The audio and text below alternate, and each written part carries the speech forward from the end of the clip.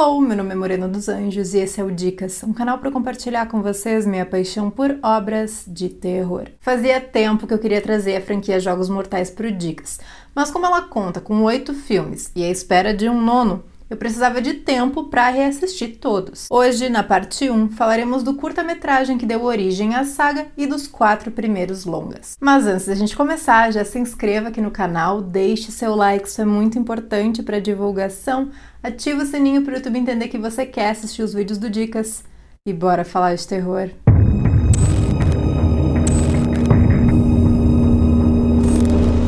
Já aviso que esse vídeo tem spoiler das obras porque eu vou precisar falar sobre a história delas. Se você não sabe sobre o que se trata e também não quer saber, já para por aqui. Eu não vou ficar chateada, tem um monte de vídeo aí no canal, faz um tour. Bom, vamos lá, já falei 1000 vezes que desde criança sou muito fã de terror, quanto mais sangrento, melhor era. A mãe da minha amiga tinha uma locadora, e aí eu tava lá na sessão de terror procurando um filminho pra assistir, e aí tinha a capa de um filme com uma mão e um pé cortados, cujo nome era Jogos Mortais. Não podia ser melhor. Para minha surpresa, o filme era genial. O nome e a capa sugerem um gorzão, talvez uma trecheira ali. Mas a história é inteligente, bem amarrada, com um plot twist de explodir a cabeça, quase que literalmente. Só é uma franquia criada por James Wan e Leigh Whannell, já falamos bastante deles aqui, com a saga Sobrenatural, que foi distribuída pela Twisted Pictures e produzida pela Lionsgate Entertainment. Porém, nem sempre foi assim. Em 2003, os dois já tinham escrito a história de um filme e resolveram gravar um pedaço para exibir em festivais e conseguir verba para distribuir o filme. O corte teve 9 minutos e mostra um homem, feito pelo próprio Leigh Whannell, contando para a polícia o que lhe aconteceu quando foi raptado. O flashback é dele sentado numa cadeira com uma espécie de capacete de ferro. Numa TVzinha aparece o boneco Billy, um fantoche macabro que é tipo um palhaço com a voz distorcida, explicando que em poucos segundos aquela armadilha vai estraçalhar sua cabeça. Porém, ele tem como sair dali. A chave tá no estômago de um homem que tá ali deitado no chão. Ele tá vivo, porém paralisado. Quando levantar, o cronômetro começa a rodar. No final das contas, ele consegue, pega a chave e chega o boneco Billy num triciclo, parabenizando porque agora ele não é mais ingrato à vida. Most people are so ungrateful to be alive, but not you. Not anymore. Já viu essa história antes? Pois é, a Lionsgate comprou a ideia e aprovou um orçamento de 1,2 milhões de dólares. O longa viria no ano seguinte, com um lucro de 100 milhões. Jogos Mortais, o longa, que tá lá na Amazon Prime Video, porém com legenda apenas em espanhol, se eu não me engano, nos apresenta um fotógrafo, o Adam, feito pelo próprio Leigh Whannell, e um médico oncologista, o Dr. Lawrence Gordon, presos em um banheiro podre. Eles estão cada um num canto, acorrentados por um dos pés, separados apenas por um homem, o corpo de uma pessoa ali com a cabeça estourada no chão. Esse homem tem um tocador de fitas do seu lado e um revólver do outro. Os dois não sabem por que estão ali, estão desesperados e acham nos seus bolsos uma fita pequena com instruções do que tem que fazer. Eles conseguem pegar o tocador e na fita do doutor, que veio junto com uma bala que ele esconde, diz que ele precisa matar o Adam para sair dali e salvar sua filha e a sua esposa que estão com um sequestrador em casa. No fundo desse áudio, a pessoa fala: siga o seu coração. Tem um coração desenhado na caixa de descarga do vaso perto do Adam. Ele abre aquilo ali e encontra 2 serras. Daí temos aquela cena clássica deles tentando serrar a corrente e o Gordon dizendo: isso daqui não é pra serrar a corrente coisa nenhuma, isso aqui é pra serrar o nosso pé. Daí o médico se dá conta de que sabe quem tá fazendo aquilo com eles. O tal serial killer Jigsaw. E ele sabe porque ele estava sendo investigado como um possível suspeito porque uma caneta dele foi encontrada em uma das cenas de outro crime. Nós começamos a ter flashbacks. Um deles é do Gordon numa sala com um paciente e os seus residentes explicando daquele homem ali, falando de um tumor inoperável que ele tem. E ele é super frio, sem qualquer empatia por aquela pessoa. Chegam os investigadores, um deles é o detetive Tapp, para interrogá-lo. Ele tem um álibi que confirma que não é ele o assassino, pelo menos não daquele crime em específico, mas ele assiste o depoimento da Amanda, a única sobrevivente até então do Jigsaw. Nós vemos cenas dela na sua armadilha, que é a armadilha do curta-metragem, e entendemos que esse criminoso só pega pessoas que não dão valor à vida. a sua ou a do próximo. Aí nós vemos cenas de outras armadilhas sempre ligadas a um cronômetro. Tem um homem que fica preso dentro de uma espécie de cela cheia de arame farpado e para sair dali ele tem que conseguir chegar até o outro lado, não consegue, se corta todo. E a outra que é muito interessante, que é um cara coberto com líquido inflamável, pelado, numa sala fechada e escura, com vários números escritos na parede, o chão cheio de caco de vidro e uma única vela que tá quase terminando de derreter. Com ela, ele pode enxergar os números da parede e tentar uma combinação para liberar a porta. Porém, ele não consegue, pega fogo e morre. Aí qual é o diferencial? Por mais bizarras que elas sejam, todas têm como sair. Vai do preço que você tá disposto a pagar.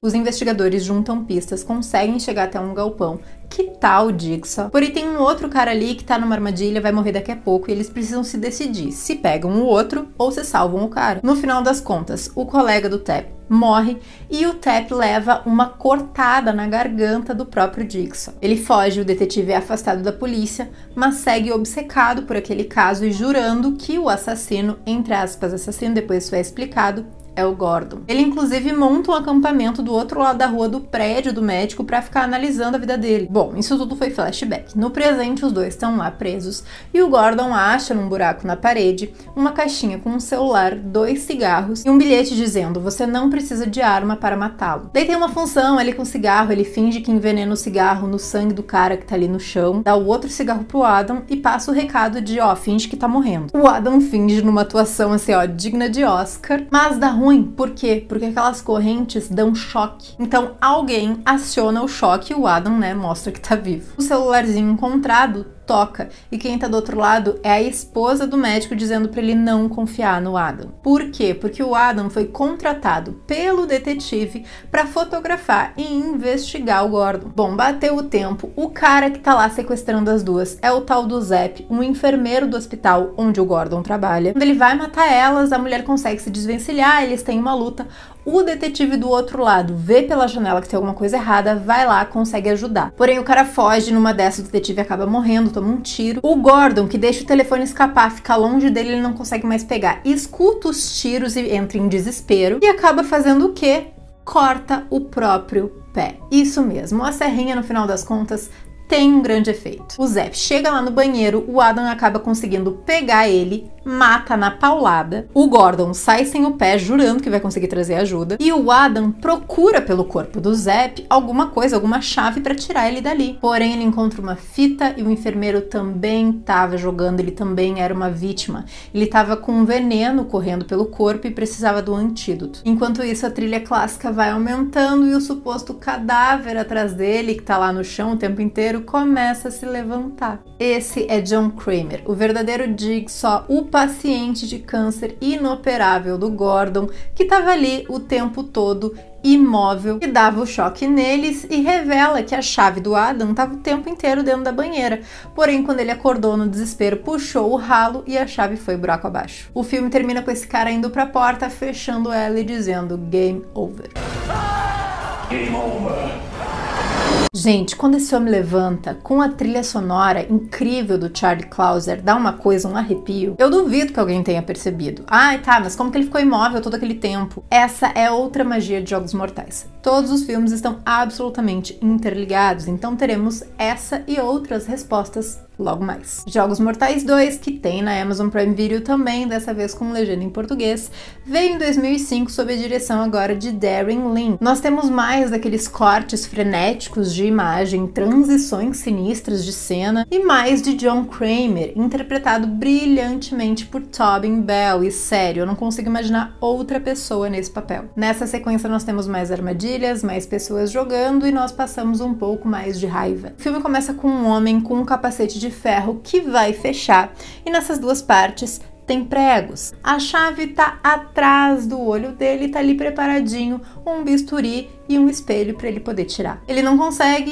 enfim. Bom, esse cara era informante da polícia e por causa desse crime, uma operação policial composta pelo detetive Matthews, a detetive Carrie e o oficial Rigg conseguem encontrar o galpão que tá o Jigsaw e o prendem. Porém, junto com ele tem várias TVs e um jogo rolando. São 8 pessoas presas numa casa com veneno correndo pelo sangue. Dentro de 2 horas eles vão acabar morrendo, porém tem 8 seringas espalhadas por lá com antídoto. Uma delas, inclusive, tá dentro de um cofre que tá ali na sala onde todos acordaram, porém eles não têm a combinação. Dessas 8 pessoas, uma delas é a Amanda, sim, lá do primeiro filme, aquela única que se salvou, e o filho adolescente do detetive Matthews.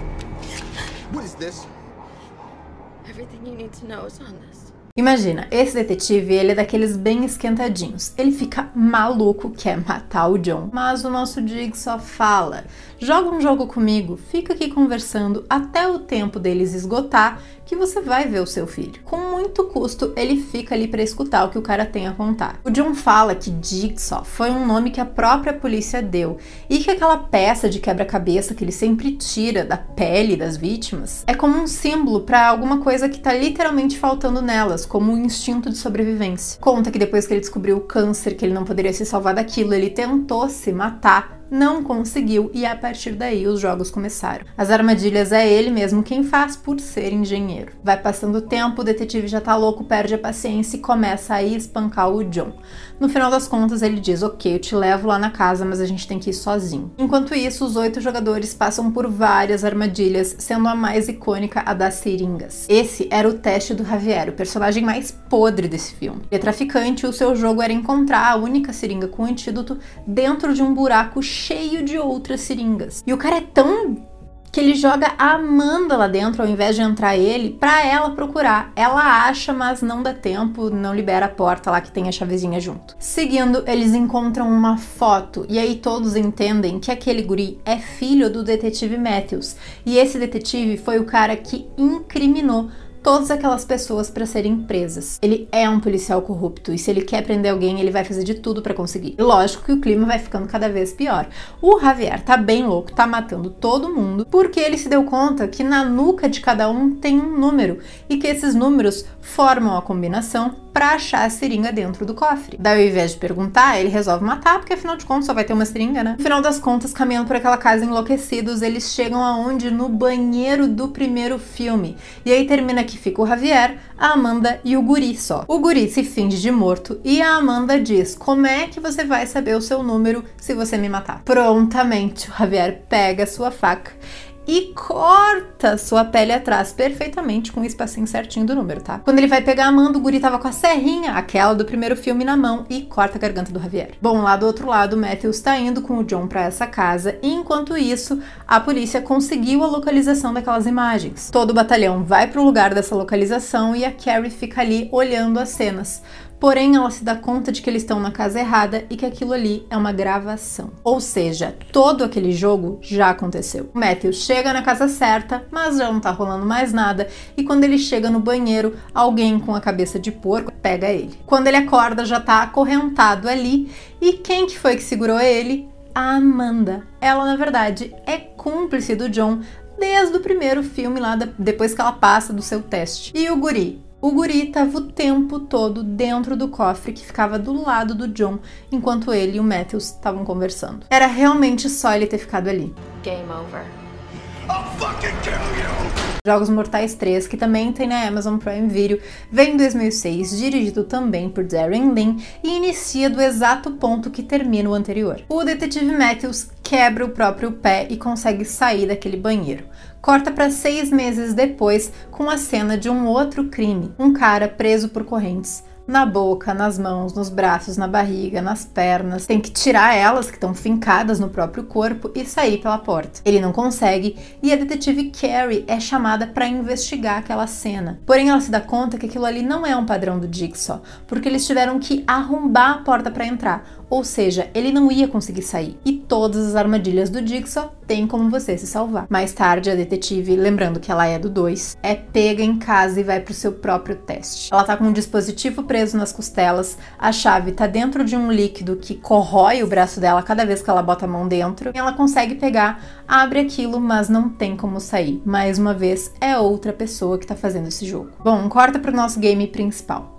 A Lynn é uma médica infeliz de saco cheio do casamento que é sequestrada pela Amanda para cuidar do John. Ele tá lá morrendo por causa do câncer numa espécie de enfermaria enjambrada no próprio galpão que eles montam as armadilhas. A Amanda coloca nela um colar cheio de bala que vai explodir caso que o coração do John pare ou ela saia muito de perto dele. A função dela é manter o John vivo, nem é salvar ele, né? É só manter ele vivo, enquanto um outro cara, o tal do Jeff, termina o seu jogo. Esse cara passa por várias armadilhas que é pra ele aprender a superar o seu instinto de vingança pela morte do filho pequeno. O primeiro teste dele é uma mulher que tá nua dentro de um freezer, tomando jato de água na cara, no corpo e que vai congelar se ele não tirar ela dali. Essa mulher era a única testemunha ocular do acidente e que não quis testemunhar. Ele se nega a salvar ela e quando ele resolve já não dá mais tempo. Depois é o juiz que não deu uma pena grande pro assassino do filho, que tá preso dentro de um tanque. Ele tá lá deitado, preso pelo pescoço. E esse tanque, o que acontece? Ele não é um tanque de água, ele é um tanque de corpos de porcos estraçalhados. Então vem aqueles bichinhos que já estão podres, cai numa espécie de moedor e toda aquela nojeira vem pra cara do homem. Ele vai literalmente se afogar na... O Jeff custa aceitar, querer, mas no final ele salva o cara. Daí ele chega, por óbvio, no motorista, afinal de contas, que matou o filhinho dele. Esse cara tá preso numa espécie de crucifixo, que todas as partes dele começam a rodar. As pernas, os braços e o pescoço, por fim. O Jeff, quando resolve salvar ele, também já não dá mais tempo, e nessa loucura aí tem uma arma que acaba disparando e pega no juiz. Enquanto isso, lá no galpão nós temos mais memórias, tanto da Amanda, que tá ajudando desde o primeiro jogo, ela quem arruma lá o banheiro com ele, vê ele se injetar. O que acontece? Ele injeta um tipo de remédio que vai fazer ele relaxar os músculos e diminuir os batimentos cardíacos. Por isso que ele fica ali tão imóvel aquele tempo todo. Temos memórias do John com uma mulher, que depois vai ser explicado. A Lynn faz uma cirurgia do jeito que dá ali no John mesmo, eu adoro essa cena. A Amanda vai ficando cada vez mais pé da vida, a gente vê que ela é completamente descontrolada, na verdade, e que ela que tava por trás daqueles jogos que não tinha como sair, óbvio. E aí quando o cara termina, o John manda a Amanda tirar a coleira da Lynn, ela diz: não vou tirar. Ela não só diz que não vai tirar, como ela atira na Lynn. Nesse mesmo momento, o Jeff chega ali naquele lugar, atira na Amanda, e nós entendemos que ele, na verdade, era o marido da Lynn. Agora, o último desafio dele, o último teste, é perdoar o John. É lógico que ele não faz isso e corta a garganta do homem. A Lynn tá lá, que não consegue falar porque tomou um tiro. Na verdade, ela mal tenta falar. A cabeça explode. E o John ainda tem força, ó, pra apertar um gravador e começa a tocar uma outra fita pro Jeff. Dessa vez falando que a filhinha dele tá presa num lugar desconhecido com pouco oxigênio. This was your test. Your game.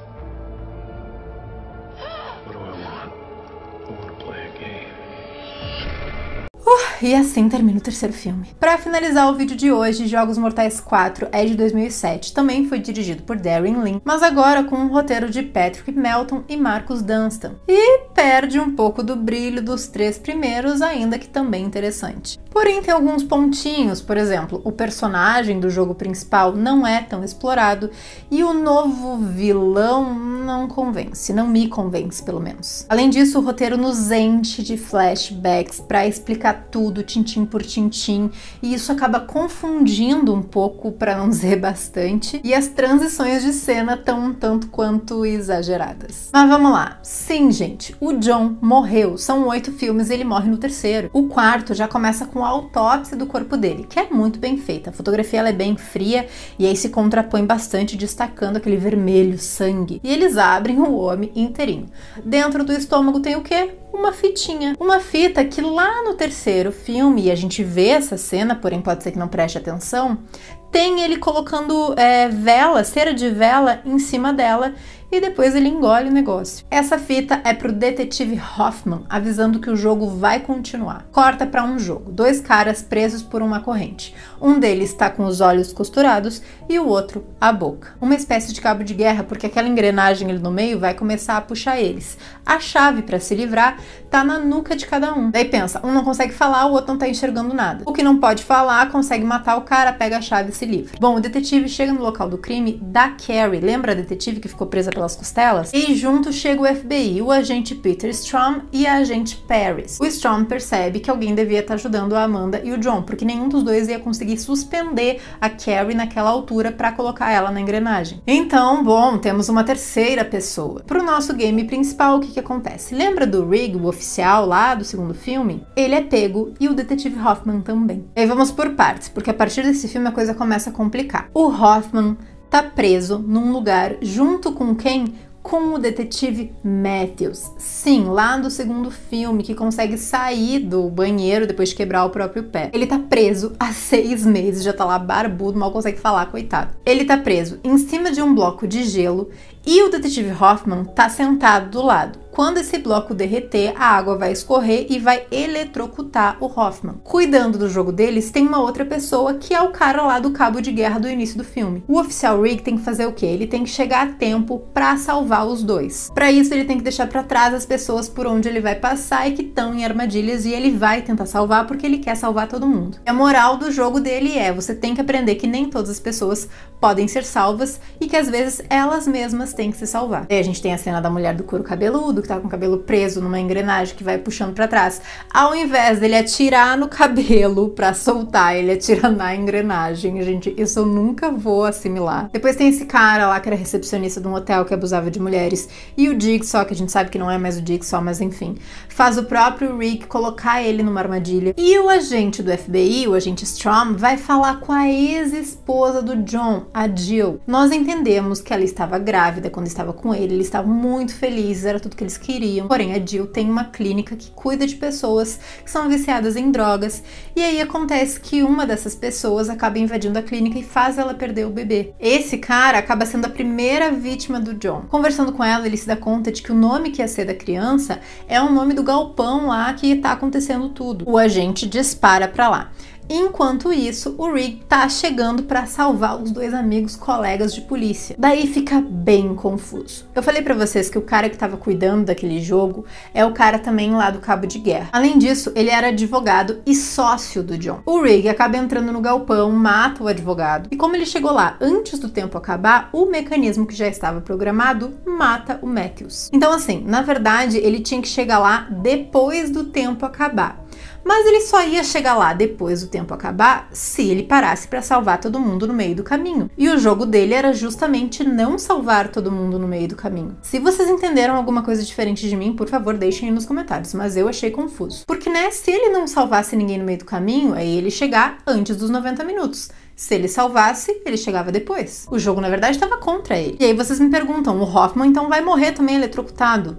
Aí é que você se engana, porque o Hoffman se levanta da cadeirinha dele e era ele quem estava por trás de tudo. E aí eu tive que engolir porque não me convence muito não. Ao mesmo tempo que tudo isso, chega o agente Strahm, o agente do FBI, naquele galpão, onde tá rolando o quê? O Jeff, lá do terceiro filme, com a esposa morta e recém-matado o John e a Amanda. Quando a gente entra de cara, ele já atira no Jeff, porque o Jeff vai atirar nele. Ou seja, tudo aquilo ali está acontecendo junto com o terceiro filme, na mesma linha temporal, e tudo que nós vimos até agora é antes daquela cena inicial da autópsia. Então o terceiro filme acontece junto com o quarto filme, e o que seria o final seria a autópsia do John com a fitinha lá pro detetive Hoffman. O que daí faz a gente pensar, opa, acho que o John não estava muito feliz com os serviços do Hoffman. Gente, esse foi o vídeo de hoje, espero que tenham gostado. Não vou demorar muito pra trazer a outra parte com os próximos 4 filmes, mas é isso aí, né? Força na peruca porque o negócio vai longe. O que vocês acham da saga Jogos Mortais e desses filmes, qual vocês gostam mais? Deixem aí nos comentários, me sigam lá no Instagram, @morena_dos_anjos, Dicas dos Anjos Oficial também. Muito obrigada por terem assistido até aqui e até a próxima.